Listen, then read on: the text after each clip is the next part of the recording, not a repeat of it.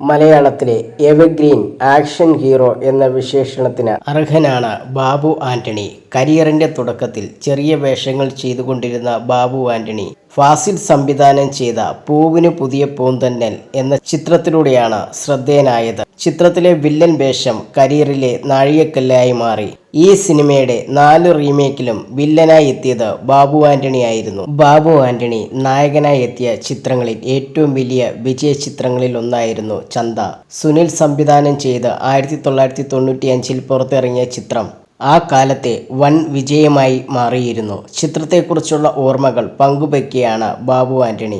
ഫിലിമി ഗുഡിനോട് സംസാരിക്കുകയായിരുന്നു ബാബു ആന്റണി. ചന്ത അന്നത്തെ കാലത്ത് സെൻസേഷണൽ ഹിറ്റായിരുന്നു. ഇന്ന് എമ്പുരാനുണ്ടായ ഓളം അന്ന് ചന്ത എന്ന സിനിമയ്ക്കുണ്ടായിട്ടുണ്ട്. ചില സ്ഥലത്ത് ടിക്കറ്റ് കിട്ടാത്തതിന്റെ പേരിൽ ആളുകൾ തിയേറ്ററിന് നേരെ കല്ലെറിഞ്ഞിട്ടുണ്ട്.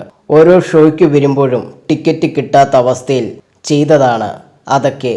അന്നത്തെ പത്രത്തിലൊക്കെ അതിനെപ്പറ്റിയുള്ള വാർത്തകൾ വന്നിട്ടുണ്ടായിരുന്നു. പോലീസുകാരൊക്കെ അന്നത്തെ തിയേറ്ററിലെ ക്രൗഡിനെ മാനേജ് ചെയ്യാൻ പാടുപെട്ടിട്ടുണ്ടായിരുന്നു. അതുമാത്രമല്ല, ആ സിനിമയുടെ ടിക്കറ്റ് കിട്ടാൻ വേണ്ടി രമേശ് പിഷാരടിയും കലാഭവമണിയൊക്കെ തിയേറ്ററിന്റെ മതിൽ ചാടിയിട്ടുണ്ടായിരുന്നു. അവർ തന്നെയാണ് എന്നോട് ഈ കാര്യം പറഞ്ഞത്. നമ്മുടെ പടം കണ്ടു വളർന്നവർ നമ്മുടെ കൂടെ അഭിനയിക്കുന്നത് വലിയ കാര്യമാണ്.